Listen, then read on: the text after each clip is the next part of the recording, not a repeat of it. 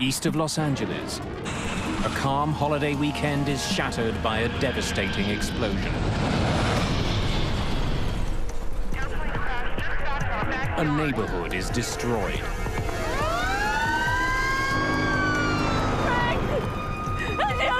I turned and saw my house totally on fire. All the houses behind me were all on fire. Where are they? Where are they? Fiery wreckage is strewn for blocks. Investigators must discover why this airliner crashed and find a way to stop it from ever happening again.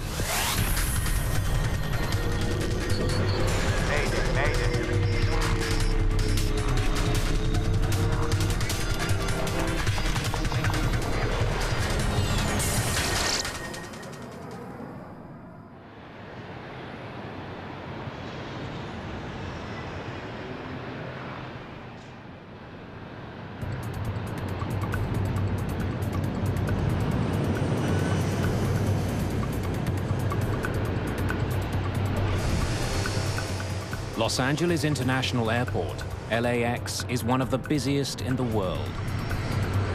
It's used by 40 million passengers each year. More than 1,500 planes take off and land every day.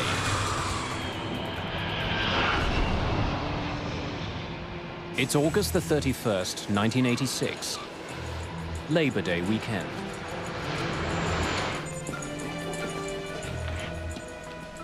Today, a junior air traffic controller, Walter White, will be handling some of that traffic. Let's go. That was the big one. White isn't yet a fully fledged controller. He has to put in more time before he gets his final certification. Hey, Carl, how's it going? Hey, slow, slow, slow. It was a long weekend, and it was a beautiful day in Los Angeles. It was absolutely clear outside, which we call Chamber of Commerce type day. You want to take a break? Have a cigarette? I can sit in for you. That was my normal assigned shift, and Walter came in and asked me if I wanted a break, wanted to go smoke a cigarette, and I said, sure. All right. Traffic was light, it wasn't very busy, it was Sunday morning. Well, certainly, any controller is looking to get seasoning, if you will. 3 months, 4 months, that's a pretty new controller. Los Angeles Approach, good morning. I mean, it wasn't my turn for a break. Walter wanted to work the sector. As I remember correctly, he wanted to work it for some proficiency time. He hadn't worked it in a while. ACL 60, can you see the runway 25 left? Roger, LA Approach. Thank you. Reduce speed to 200, then descend and maintain 6,000. 200, descend and maintain 6,000. Thank you. Have a nice day.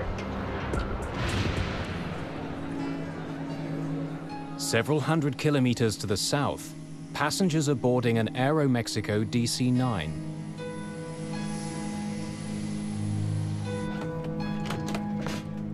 Dr. Donald Wong and his sons are returning from a highly successful fishing trip. Jason, I think we should put it up in the kitchen. They caught an enormous sailfish, Your mom would love it. which they plan to display at home. Labor Day weekend was the last weekend before school was to start. Donald decided that it would be fun to take the boys fishing down in Mexico, to go deep sea fishing, which he'd only done one other time in his life. This would be a like father-son bonding weekend. And it was also the first time that they had traveled without me.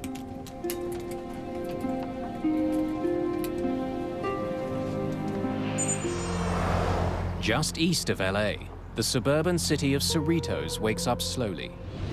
In the 1970s, this bustling community had been one of the fastest growing in Los Angeles County.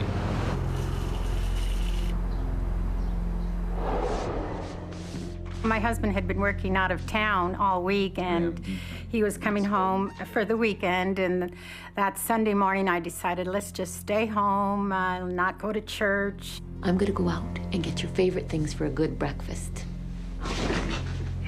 Javier, go and take a shower. And I left to go to the grocery store.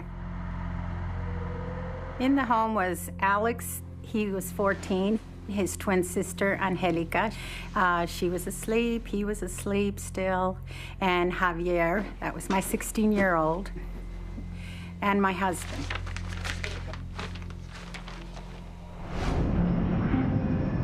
As Estrada leaves on her errand, Aeromexico Flight 498 is just 20 minutes from LA. Captain Antonio Valdez-Prom is acting as co-pilot as they approach the city. First Officer Jose Valencia is piloting this leg of their journey. Ready when you are, Cap.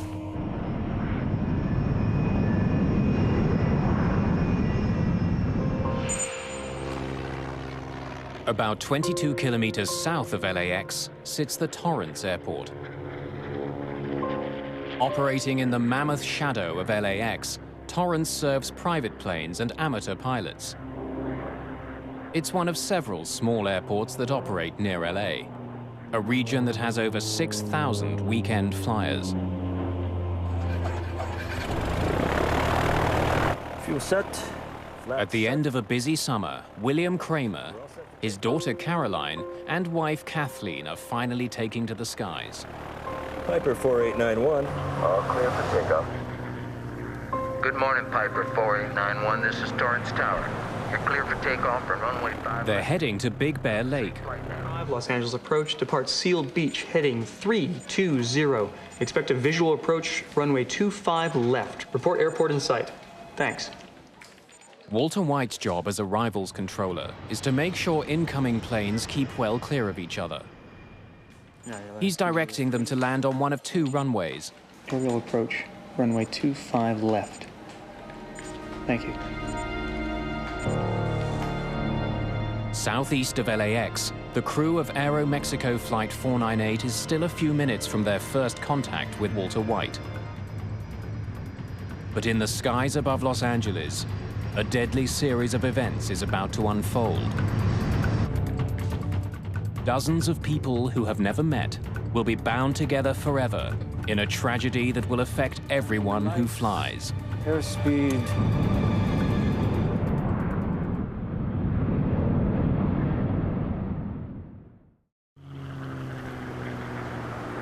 August the 31st, 1986, Labor Day weekend. That's it. Holiday's over.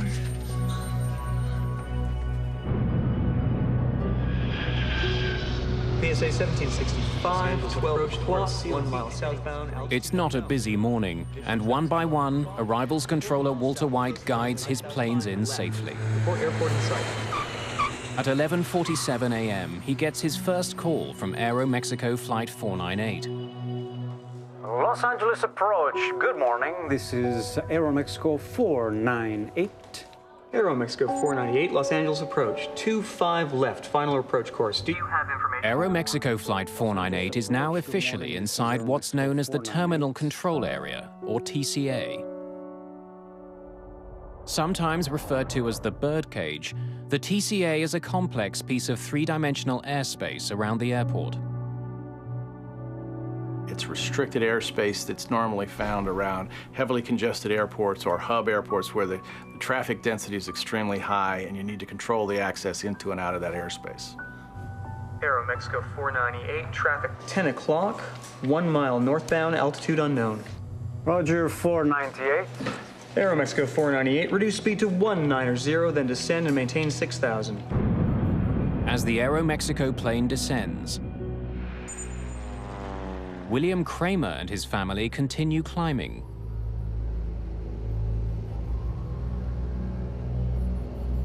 I hope it's like this when we get to Big Bear. We should be able to see the ocean by now. Hon, take a look at the map and look around the 4-5 and see if you can see any kind of landmarks that we can use. Oh, what am I looking for? Walter White is keeping his eye on the Aeromexico jet when his attention is abruptly drawn to another plane that's just appeared on his radar. It's not one he's expecting. One approach, 66 Romeo is on a flight from Fullerton. Cruising altitude is 4,500. We'd like the following.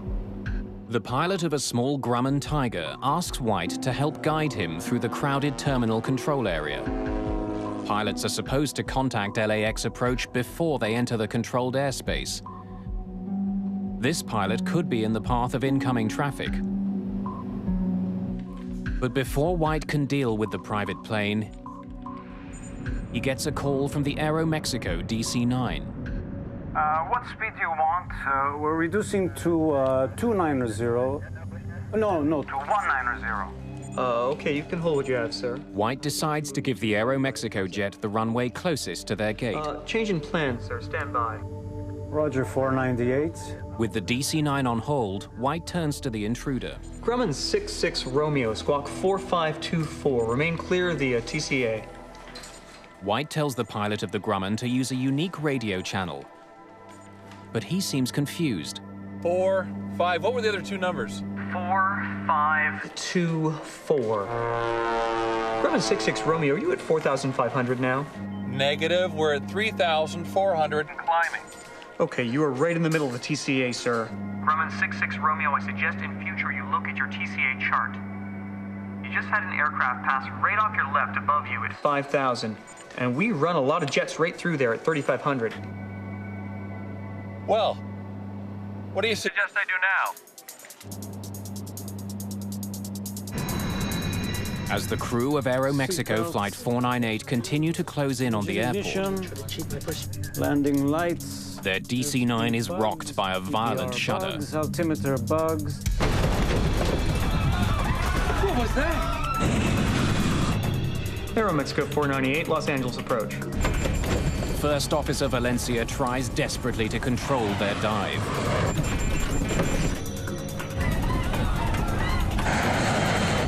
Aeromexico 498, Los Angeles approach. This can't be.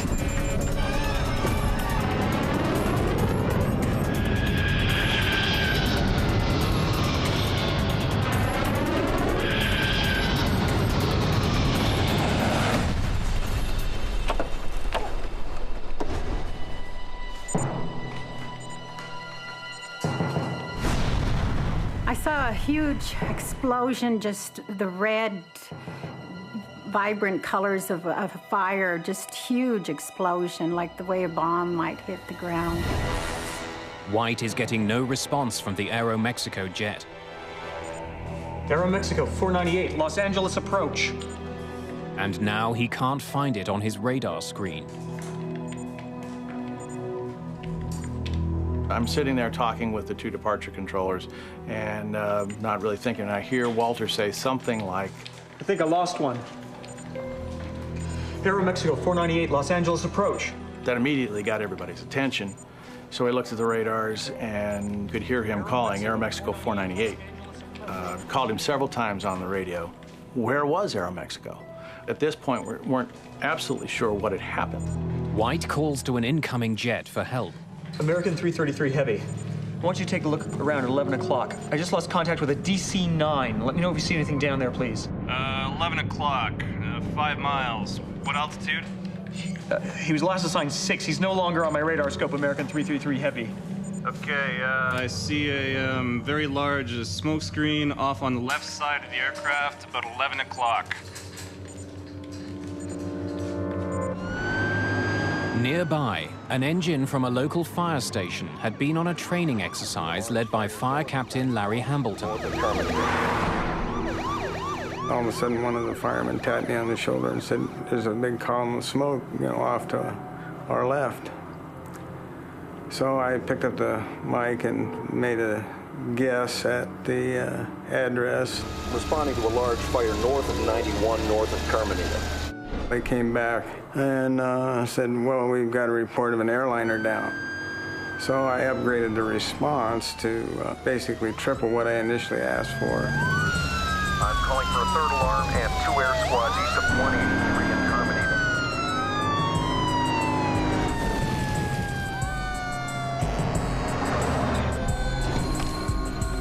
As we approached, I realized that in addition to the aircraft parts in the street, there were people, body parts, which changed the complexion of the whole thing. At Los Angeles approach, Walter White, deeply shaken by the crash, is relieved of duty. I remember watching Walter get up and walk out of the room by himself.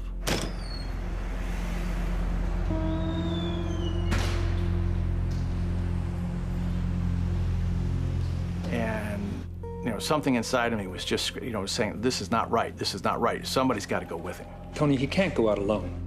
I could have been sitting there just as easy as him. And I don't know if I'd have done anything different than he did.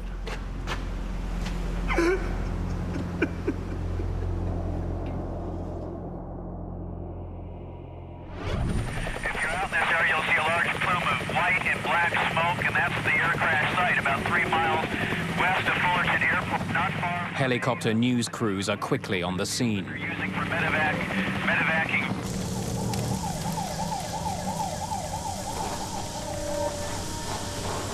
There was a lot of fire in front of me, and my house is just totally on fire. Frank! Angelica! Javier! Angelica! And I saw my neighbor. Where are they? I said to her, Rose, where's my family? What happened? And she goes, oh, honey, your family's in here. They're over here. We're looking for you. And within myself, all I could do was thank God that they were safe and sound.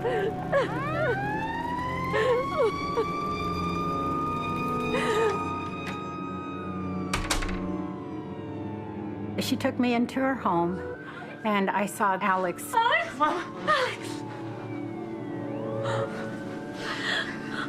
What happened? Where's Angelica? Where's Angelica? I don't know. Where's Javier? Where's Papa? I don't know, Mom. I'm sorry. I don't know, Mom. And he started crying right away and said, Mom, I'm sorry. I'm the only one that came out alive. And all I could do was hug him.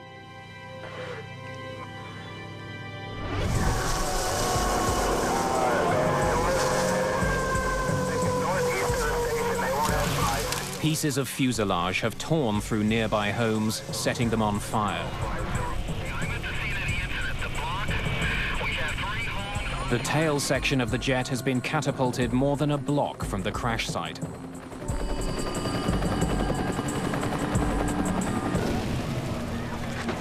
Let's go to work, guys.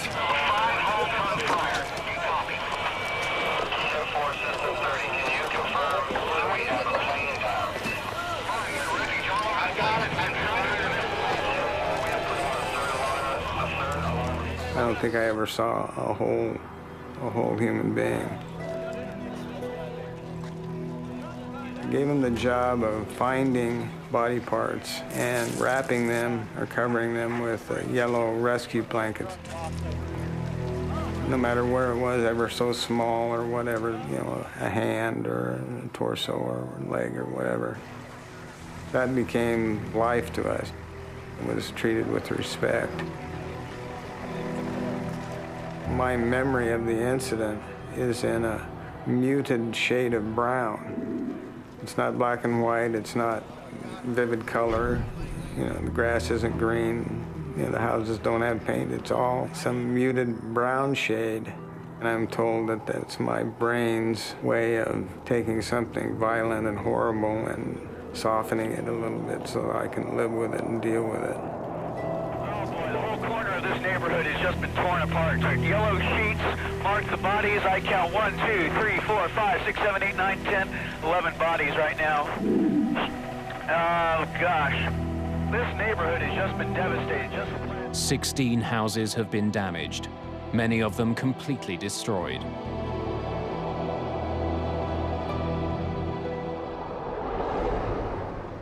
At Los Angeles International Airport, Mary Wong is waiting for her husband and 2 young sons. I went to the airport to pick them up around noon and waited in that area outside of customs and waited and probably, you know, you're thinking customs might take a little while, but about maybe 12:20 or 12:30, I started seeing a man walk around with a pack on his back with a green cross. We were taken up to a lounge upstairs, and on the elevator up, I looked at the man and I said, "They're dead." I said, "I just know they're gone." In Cerritos, Emergency workers are shocked by another grisly discovery. In the playground of a local school, they find the wreckage of a Piper Cherokee Archer. Remarkably intact, the plane's canopy is sliced off. Its 3 occupants are found still belted into their seats. William Kramer and his family are dead.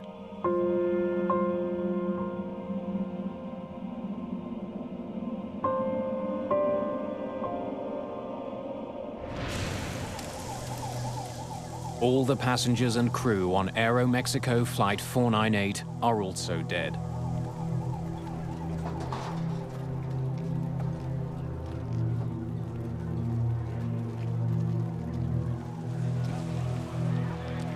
In addition, 15 people on the ground have been killed. It's a horrifying situation. 2 planes have crashed into a California neighborhood. Something's gone terribly wrong in the skies above one of the busiest airports in the world. Now investigators have to find out exactly what happened. On the last day of August in 1986, a lazy Labor Day weekend is shattered by an enormous explosion.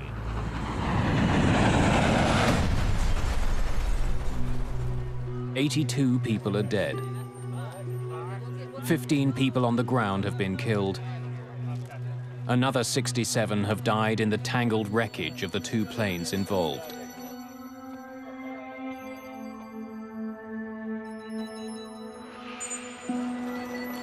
Investigators from the National Transportation Safety Board arrive that night. They include experts in human performance, flight systems, and air traffic control.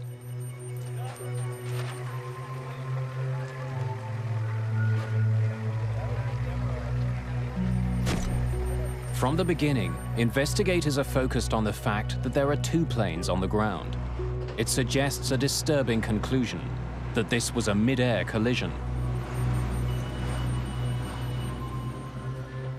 The idea that this had been a mid-air collision was already conveyed to us before we even launched out of Hangar 6 back when we got to Word.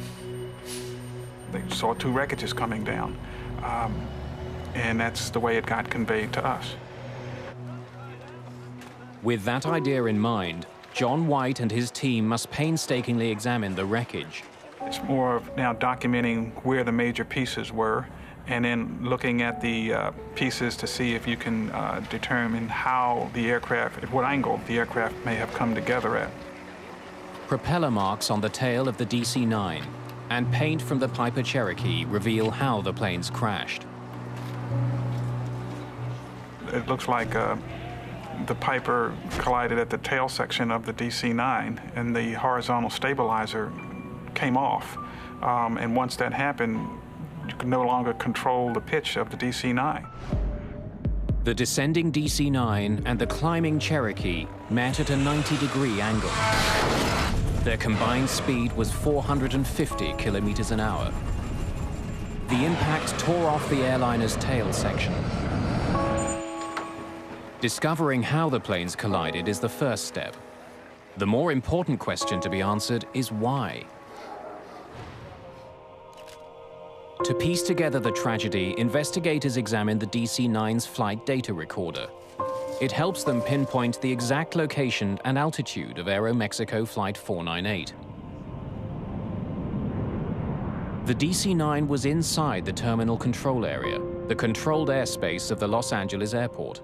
It was right where it was supposed to be. But the Kramer's Cherokee was also inside the TCA. With all of the jets taking off and landing at LAX, private planes must first get permission to enter this area. Piper 4891, all clear for takeoff, Torrance.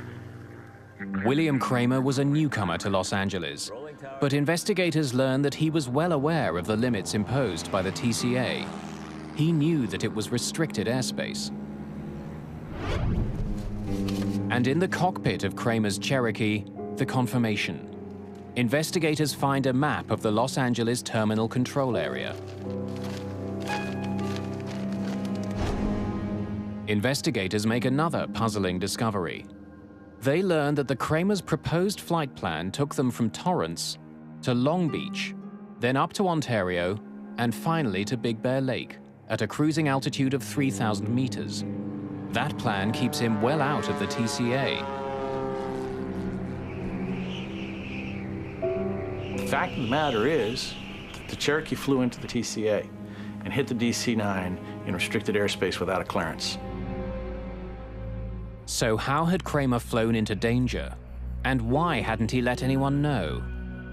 On the ground in Cerritos, one possible answer emerges. Heart disease runs in Kramer's family, and the initial autopsy results show a major blockage.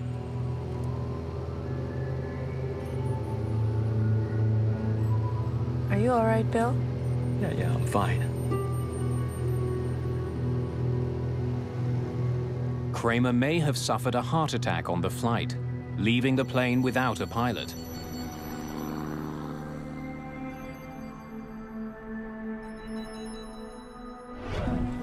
Samples of William Kramer's heart tissue are sent to the Armed Forces Institute of Pathology for testing. If he suffered a heart attack, it might explain why he didn't call in to LA approach. It's totally possible that he could have had the heart attack, fell back, pulled the airplane up, and that's why he didn't try and avoid the DC-9. But no matter why Kramer was flying in restricted airspace, Air Traffic Controller Walter White should have been able to see him. Kramer's plane should have appeared on White's radar. Before being questioned by investigators, White reviews the radio calls from that morning. He needs to be sure of what he said and what he saw. Richard Wentworth was one of the investigators who talked to White. At any time, did you see the Piper Cherokee on your scope? No. No, sir. The Piper's target was not displayed. It is my belief that it was not on my radar scope. He was positive that the aircraft was not there for him to see. NTSB investigators aren't satisfied with White's memory. While the radar data is being analyzed, news arrives from the Armed Forces Institute of Pathology about William Kramer's heart. Are you all right, Bill? Results from a detailed study of his body show that while he had advanced heart disease, William Kramer was not fighting a heart attack before the collision. Investigators must find another explanation for why the Kramer's flight went into the Los Angeles terminal control area. And that's definitely the 405. Where is it again? Right there. John Andrews is an aviation expert who testified about the circumstances of the Cerritos disaster. The pilot of the Piper was navigating by visual landmarks, possibly attempting to follow parallel to a freeway, and that he had become confused about which freeway he should have been following.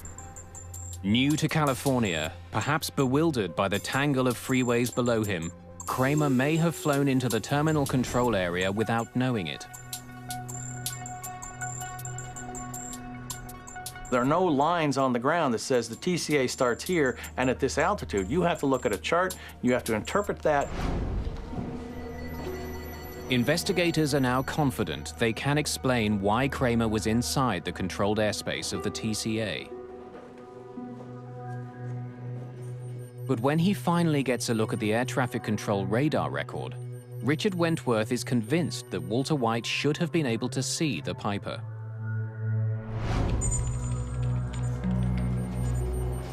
We were able to determine that the aircraft that collided with Aeromexico was there to be seen. So why hadn't White reacted to the Kramer's plane if it was on his radar? When Walter White came to work that day, the arrival station was being controlled by Carl Grundman. Hey, Carl, how's it going? Hey, slow. Grundman believes that long-standing radar problems were the reason White didn't see the Kramer's plane. I can sit in for you. Controllers have been complaining about the radars for a long time. Yours, buddy. All right, thanks a lot. Take care. We had reported problems with the radar not picking up targets several times. When radar signals strike a target, they bounce back to the receiver. But if buildings or mountains interrupt the radar, the return signal can disappear. You may lose one target. You may lose two targets.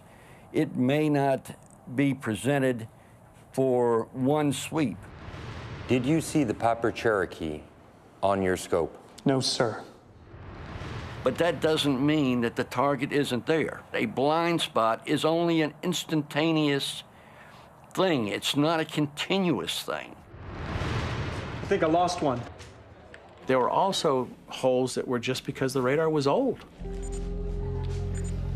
It was just not as accurate as it might have been. It was not state-of-the-art equipment, that's for darn sure. There's an effect called flicker. When a computer becomes overloaded, the scope will flicker. Every now and then, targets will drop out or can drop out. We reviewed that data. We had no evidence that there were any malfunctions of any systems in Los Angeles.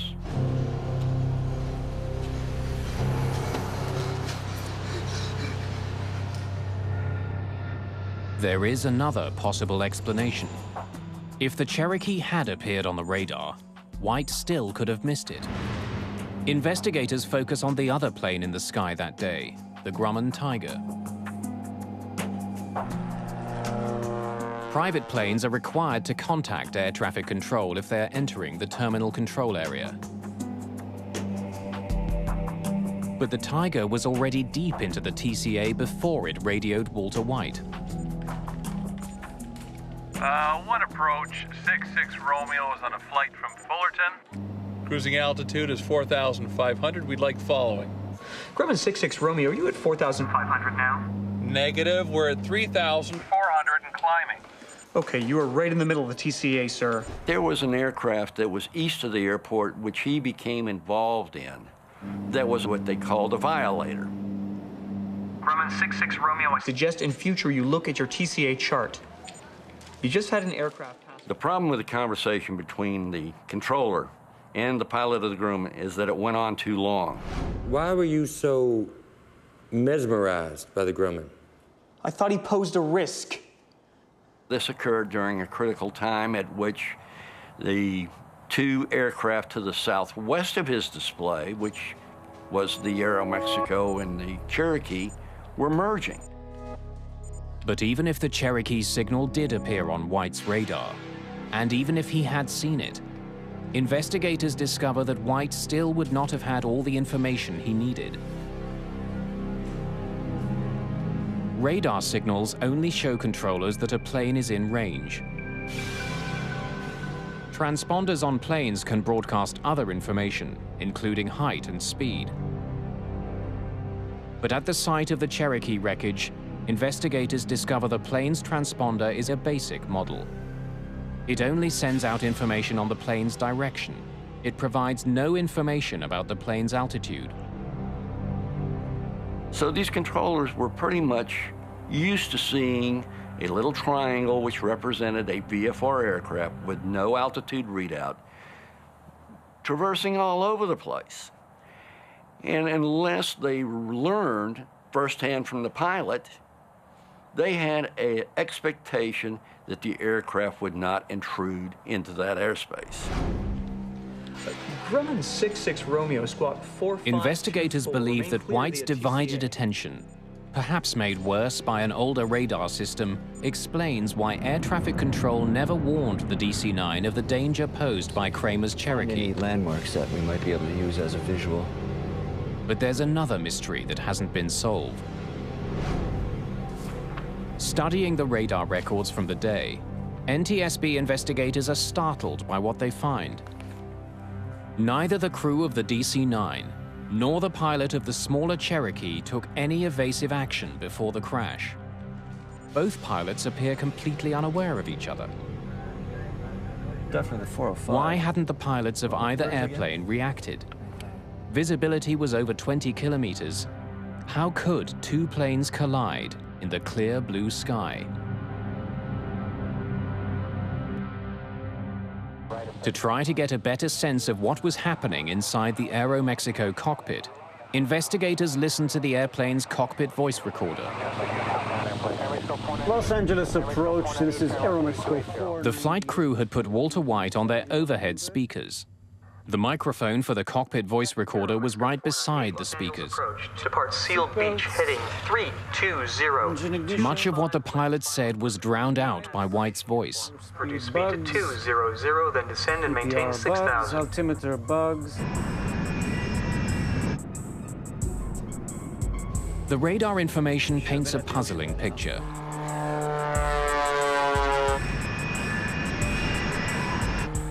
It indicates that for more than a minute, the Kramer's Cherokee was there to be seen by the Aeromexico crew. And if the Kramers had looked out of their right side window, they would also have seen the Aeromexico jet. But neither plane altered its course. Neither plane took any action to avoid the deadly collision.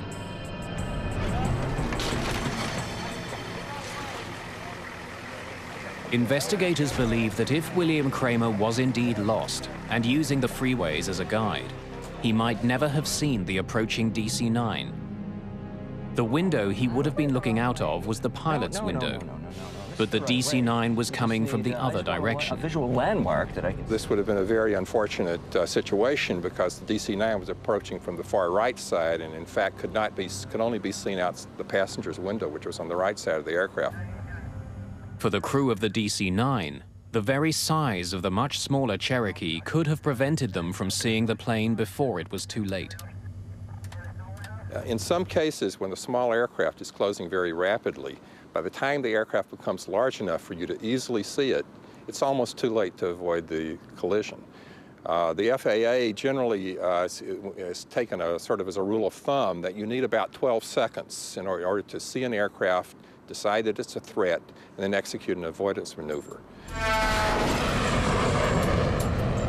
The design of the cockpit windshield may also have contributed to the disaster. Hey, Maria.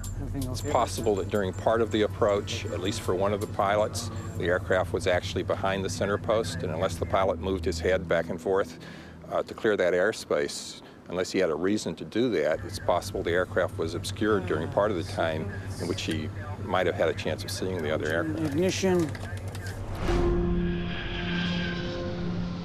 The disaster over Cerritos revealed several tragic weaknesses in the air traffic control system. One of the most glaring was that pilots could not be relied on to see and avoid each other. They'd need new technology to keep a mid-air collision from happening again.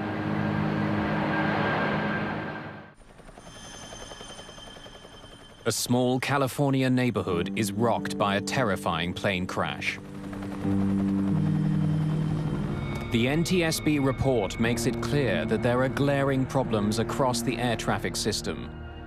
And these concerns must be addressed before, inevitably, there is another mid-air disaster. The FAA, which regulates the airline industry in the United States, acted swiftly to improve safety.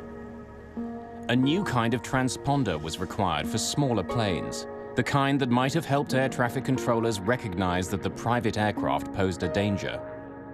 If you had an aircraft that flew under a controlled airspace, you would have a transponder and you would be required to have altitude encoding or reporting. That way it would be no mistake as to whether you had an intruder or not. A new system called Mode C Intruder was also developed to warn air traffic controllers.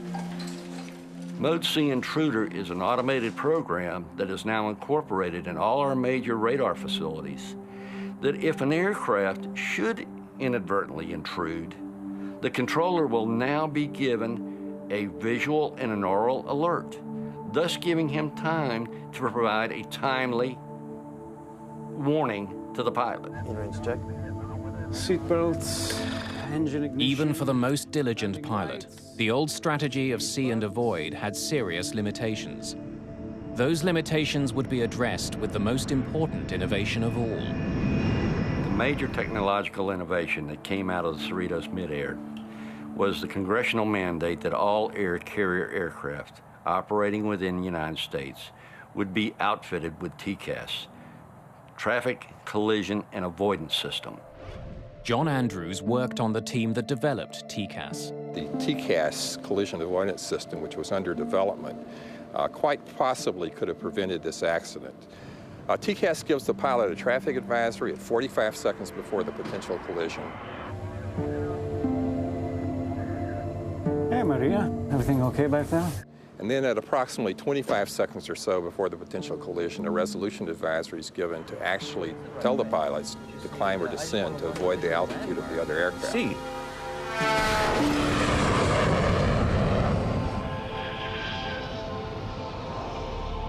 Today, commercial airlines around the world use TCAS.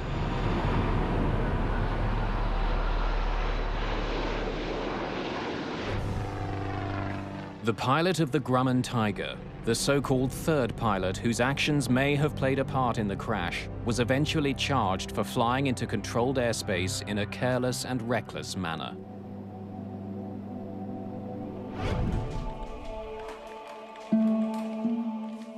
For Walter White, the effect of the disaster over Cerritos could not be overcome.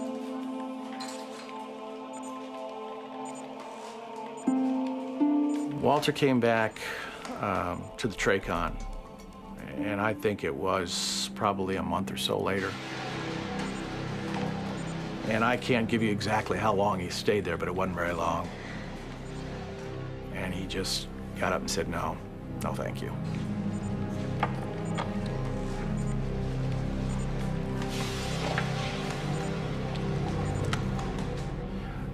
And as far as I know, he didn't talk to airplanes again.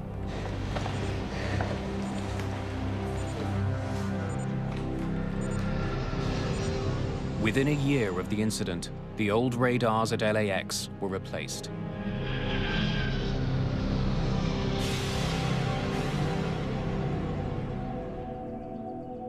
In Cerritos, a memorial garden now marks the day of the disaster. Mary Wong has since remarried, but the pain of returning home that day will never go away. There's nobody here. The house is empty. Derek was already living in an apartment in San Diego, and here I was no longer a mother, except to Derek, and I was no longer a wife. And so it shattered my whole world. Days after the disaster, Mary Wong met one of the few people who could fully understand her loss. I went to the memorial service, and it was very important to me to try to meet somebody else who had gone through this. And I knew from reading stories that Teresa had lost her husband and 2 children. And so I saw someone there who I thought was Teresa. She says, "Are you Teresa Estrada?" And I said, "Yes, I am." She says, "Well, my name is Mary Wong." And she says, I said, "I lost my husband and children also." I just wanted to grab her and hug her because she was feeling what I was feeling. So we had an immediate connection, and we've maintained our friendship over these 20 years. Everyone who flies today has been affected by the mid-air collision over Cerritos. The disaster led to historic improvements in aviation safety. Since the full adoption of the TCAS system, there has not been another mid-air collision in the United States.